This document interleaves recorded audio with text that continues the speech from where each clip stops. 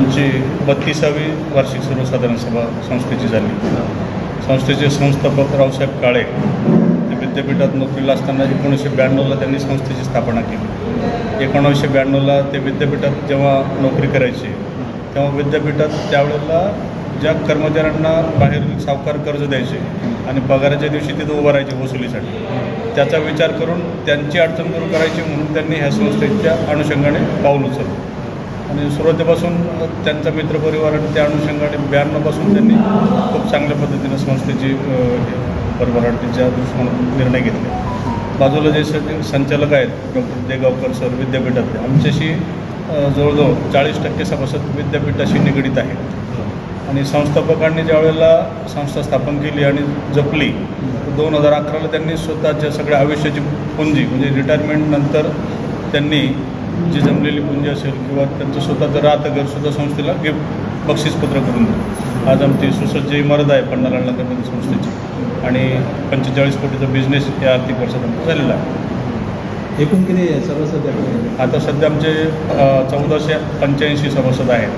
1485 सभासद आहेत शहरात. एकच शाखा आहे परंतु चांगल्या प्रकारे आम्ही या ठिकाणी चालवतो. मागच्या वेळेला आमचं भाग भांडवल 17 कोटीचं, यावेळेला 19 कोटीचं भाग भांडवल आहे. छोटं पण चांगलं चालवं या उद्देशाने आपण चालवतो. खूप चांगल्या पद्धतीनं सभासदांचे आमचे व्यवहार आहेत. अजून कर्जवसुली किती कर्जवसुली आपल्या आता नेट NPA 0%, ग्रॉस NPA असलं तरी 100% तरतूद केलेली. ठेवीदारांचा 1 रुपयाची तरतूद देय व्याज असेल सुरक्षिततेचा विचार केलेला आहे संचालक मंडळ. आमचं संचालक मंडळ याच्यात कुठेही म्हणजे अगदी बैठक भत्तासुद्धा घेत नाही.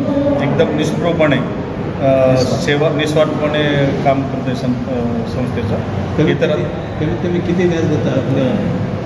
व्याज अजून कर्ज वाटप करतात? कर्ज वाटपाचे व्याजदर आमच्या तारणी कर्जाला 14% आणि विनातारणी कर्जाला 16% व्याजदर आहे. तो व्याजदर मंथली रिड्युशन घेईल. म्हणजे जसे इतर खाजगी बँका सांगतात व्याजदर 9% आणि ते फ्लॅट रेटने आकारणी करतात, तसं नाही. ज्या या महिन्यात मुद्दल कमी झालं तर शिल्लक राहिलेल्या मुद्दलावरच व्याज लागतं. अभी शहर में पिछले साल एक दो ऐसी घटना हुई जो पद संस्था है बंद हो गई, लोगों के पैसे अटक गए, मिल नहीं रहे पैसे. आपकी संस्था कितनी सेफ है और आपका मैसेज क्या है लोगों को, आपके साथ कैसे जुड़ना चाहिए? कैसा है कि सभासद लोगों ने ऐसा ये देखना है कि डायरेक्टर्स कौन है, चेयरमैन कौन है, संस्था चलाने वाले विश्वस्त कैसे टाइप के हैं. इससे सब संस्था का ट्रांजैक्शन और श्योरिटी दे रहती है. ज्यावेळेला संचालक मंडळ निस्वार्थपणे काम करत असेल तर त्यांच्यावर विश्वास ठेवून ठेवीदार येतात, सभासद येतात.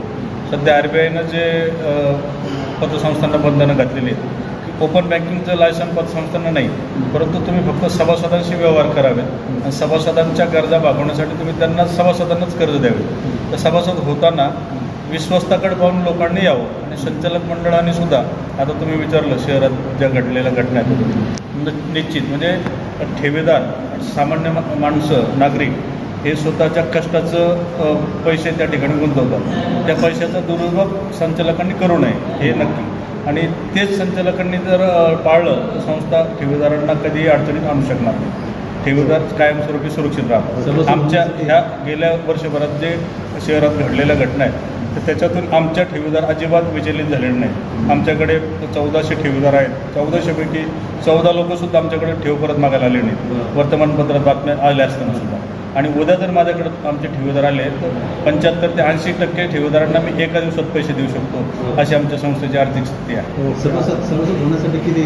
सभासद होण्यासाठी नियमाप्रमाणे 4200 रुपये सभासद शुल्क आणि त्या दृष्टिकोनातून जे आहे ते कायदेशीर आहे.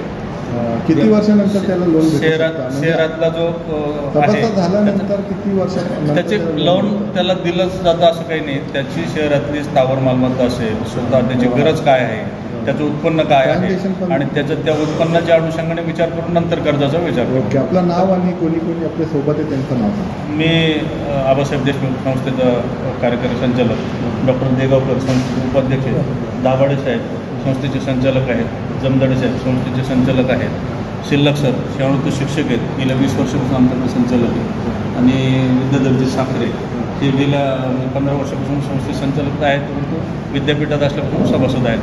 Okay, thank you.